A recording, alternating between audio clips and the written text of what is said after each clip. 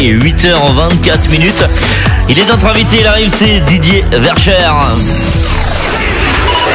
Radio Arc-en-Ciel, l'invité du jour, c'est maintenant. Allô, tu me copies. Bonjour Didier Vercher. 73-51 l'ami. 73-51, on va parler CIBI ce matin. Didier Vercher, le bouquin est sorti de la CIBI à l'humanitaire. 73-51-88, cordialité, salutations. Préface par Florian Rousseau, l'avant-propos, entrée Antonio. Joli, bête et discipliné, comme c'est marqué sur mon écran. Alors ce bouquin vient de sortir, il est sorti quand ? Eh bien, il est sorti tout neuf, tout chaud. Il est sorti hier soir, en fait. L'imprimeur m'a appelé et me dire que c'était OK. Donc voilà, il est en ligne. Je mettrai le lien sur ma page. Enfin, il y est déjà d'ailleurs. Et puis voilà, quoi. Un gros travail de fait, et content d'être arrivé au bout quand même. Imprimé en 3-5 jours, Léon. Oui, pour l'impression, pour l'écriture, c'est un petit peu plus long. L'écriture, c'est pas 3-5 jours. Non, c'est 3-5 justement, mois. en parlant de l'écriture, combien de temps pour l'écriture, Didier ? Pour le penser, pour le préparer, 14 années. Non, enfin, ça, c'est le temps de l'association. Pour l'écrire, il y a à peu près, il y a 1 an de travail, entre la recherche, la classification des dossiers. Après, bon, j'ai mis, 1 mois et demi pour l'écrire comme je parle, et après pour le mettre en place, pour le mettre vraiment côté littéraire, il y a eu 3 mois de travail. 3 mois de boulot, c'est bien. Alors il est en vente dans les bonnes boulangeries, comme on dit. Voilà, tout à fait, comme le petit pain au chocolat le matin. En parlant de pain au chocolat, pourquoi pas. Non, mais ça peut rappeler quelques souvenirs à certains qui ont connu cette bonne époque de la CIBI, on va dire. Des anecdotes à l'intérieur du bouquin. On va trouver aussi d'autres choses. Qu'est-ce qu'on peut trouver à l'intérieur, Didier ? Beaucoup de lectures.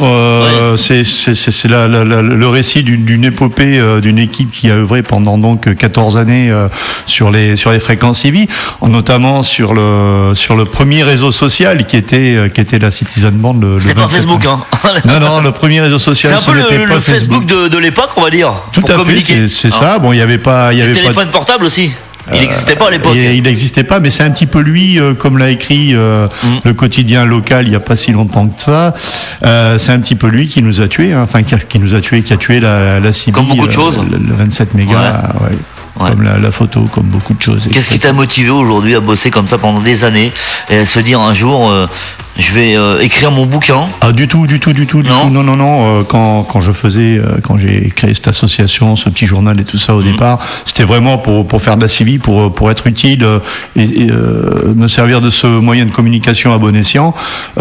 C'est par la suite, il y a donc à peu près 1 an, quand j'ai décidé de ranger mon garage et de toutes mes archives qu'il peut y avoir dedans à différents niveaux, que j'ai voulu, en fait, au départ, j'ai voulu vraiment faire l'écriture en clin d'œil pour toutes les personnes, tous les bénévoles qui ont œuvré avec moi, les gars et les filles avec qui on a créé pour certains des liens d'amitié qui sont encore très très très très forts 26 ans après.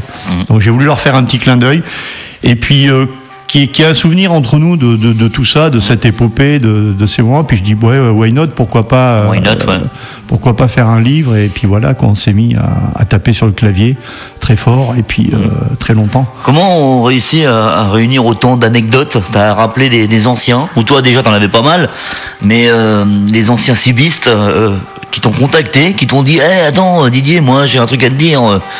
À l'époque, il y a eu ça. Ça s'est un peu passé comme ça, non ? J'ai une très bonne mémoire. J'ai une très bonne mémoire à ce niveau-là. Puis bon, c'est vrai que j'ai gardé en archive tous les documents, donc ça m'a largement aidé à contribuer à m'appuyer dessus. Mais effectivement, bon, la demande de vouloir passer dans le livre, ça s'est fait après la parution qu'il y a eu dans le quotidien local. Moi je peux, moi si tu veux, j'ai si, moi c'est un petit peu trop tard. J'ai déjà écrit, puis on peut pas refaire. Et souvent, malheureusement, c'est comme ça. Au début, les gens, ils t'appellent pas, puis quand t'as terminé quasiment le bouquin, on te dit, en fait, moi, Didier, tu pourrais pas, c'est un peu ça. Voilà. Après, il est vrai que sur certaines anecdotes, sur certains faits, on a quand même des trous de mémoire, on a quand même des petits passages à vide. Donc, j'ai contacté quelques-uns des anciens opérateurs et opératrices qui m'ont remémoré, qui m'ont remis un petit peu sur le rail, parce que c'est vrai qu'il y a des moments où pendant l'écriture, il y a eu des moments d'euphorie, puis il y a eu des moments, comme dans l'association, de baisse de régime, quoi. Le titre du livre s'appelle De la Sibie à l'humanitaire. Pourquoi l'humanitaire? Alors tout simplement parce qu'au début, quand j'ai commencé, je vais pas raconter le livre parce qu'il y a 160 pages. 170 pages. Ouais, 170 monsieur. Pages. Je viens de le regarder. Pas le lire encore, hein, mais de le regarder. Tu auras l'occasion de le lire. Je te décasserai un, il n'y a pas de souci. Je sais même plus où c'est, j'ai perdu le fil de mes idées. Ouais, 170 pages, mais pourquoi l'humanitaire, c'est ce qu'on dit. Ah oui, pourquoi l'humanitaire? Alors j'ai commencé par faire donc de la Sibie, tout simplement. De la Sibie, on a ouvert un petit journal. Ce journal a créé en faisant un article sur le canal 9, qui était le canal qui était réservé aux appels d'urgence.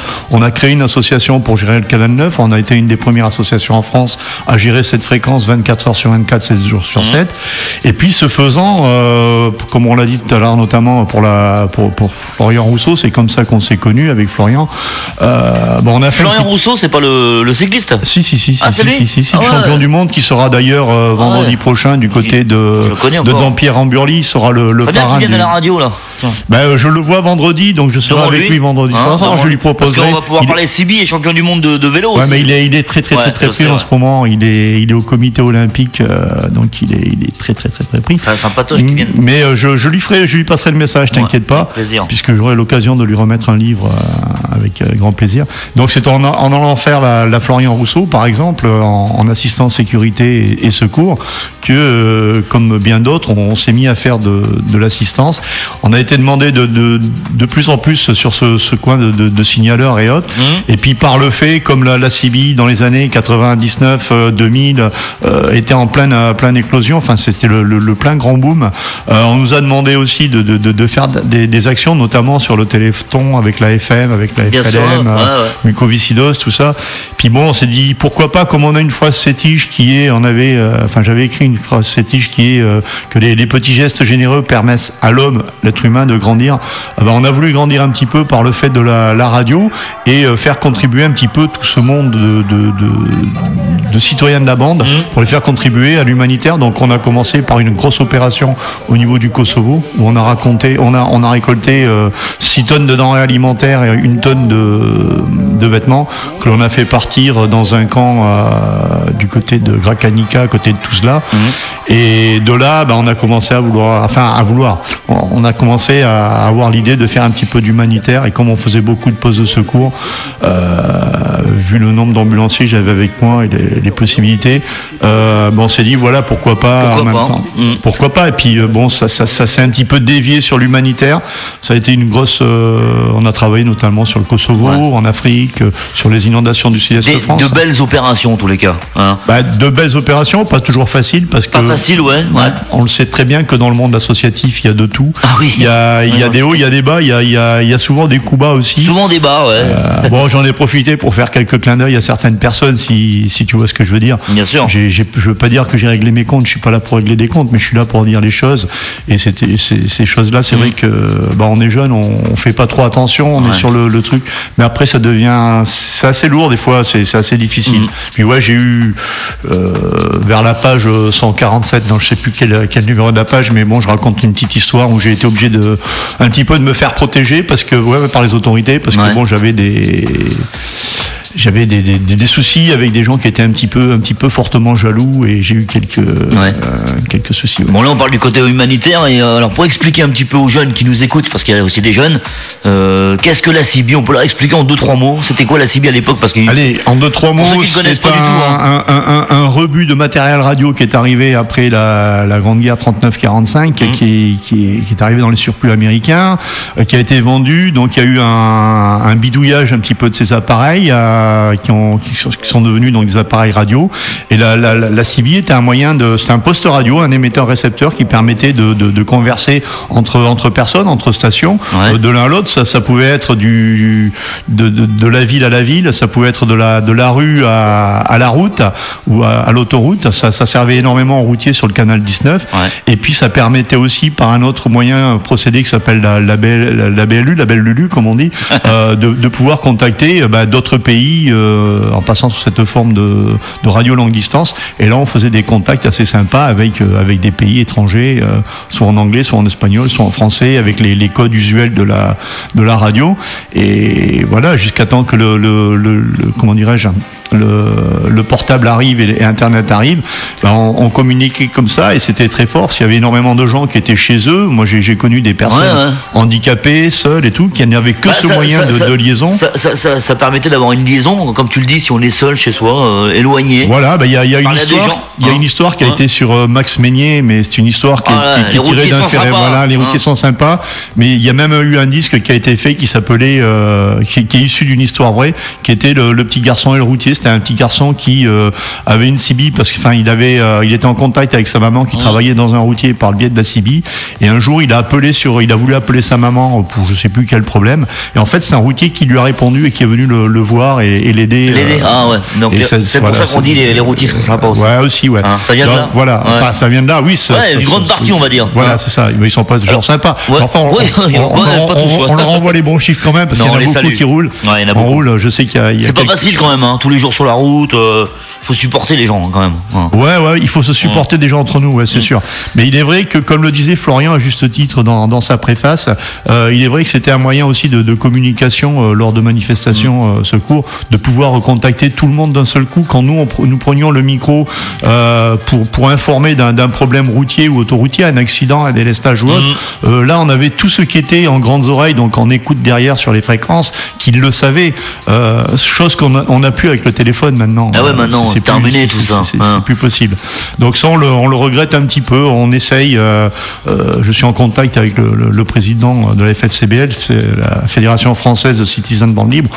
On fait en sorte de redorer un petit peu le blason de la CB et de faire voir la CB, ce n'était pas que du kéké boubouille. Ouais, c'est un peu ça. L'image de la CB, c'est la grosse antenne sur la bagnole. On l'a, tu copies Dédé pour Dédé. C'était ça, mais moi j'ai connu des gens en CB qui étaient à la CB, qui étaient des vrais perturbateurs, et pourtant ce sont des gens qui étaient bien souvent dans des bureaux en costard cravate. Donc cracher comme on l'a fait sur la CB, oui et non, il y a le pour et le contre, c'est comme dans tout, et de toute façon ce qu'on retrouvait en fréquence à l'époque, donc sur les différents QSO, les différents contacts, on le retrouve sur les forums de discussion, les engueulades, les dragues, les coups de... Ça drague en CB un peu, ouais. Oui, ça draguait. On peut pécho en CB, on a pécho. T'as déjà pécho toi en CB? Non, moi j'ai pécho avant. Ah oui, mais c'est possible. Oui, non, tout à fait, il y avait des ouvertures, dès que le micro était ouvert. Allô, Gisèle, tu me reçois, Gisèle, là, c'est Francky, là. Surtout dès qu'il y avait une voix féminine assez sensuelle. Après, faut faire gaffe à la voix.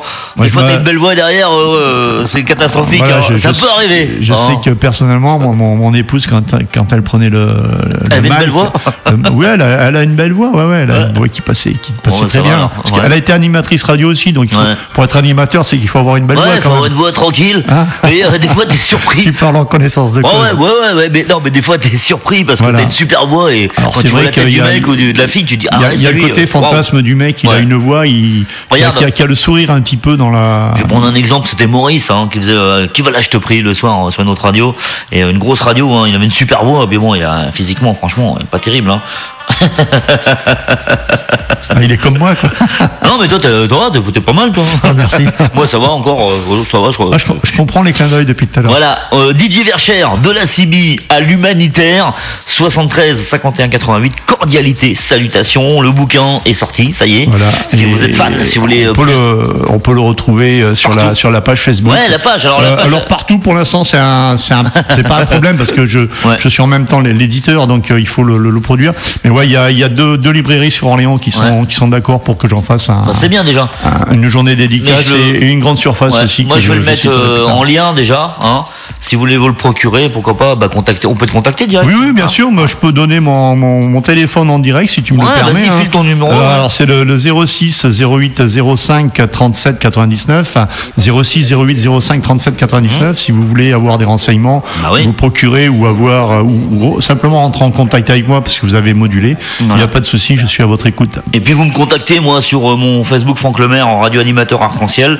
Et puis je vous mettrai en relation, vous nous appelez à la radio, on vous mettra en relation directe avec Didier Verschère pour des renseignements, pourquoi pas se procurer ce beau bouquin qui s'appelle, je le rappelle, De la Sibie à l'humanitaire, 73 51 88, cordialité, salutations. La préface est de Florian Rousseau, là mon propos d'André Antonio. Alors André Antonio, on n'en a pas trop parlé. Alors André Antonio, c'est un personnage, vraiment un personnage de la Sibie. André c'est son prénom ou c'est Antonio? C'est André son prénom et Antonio son nom de famille.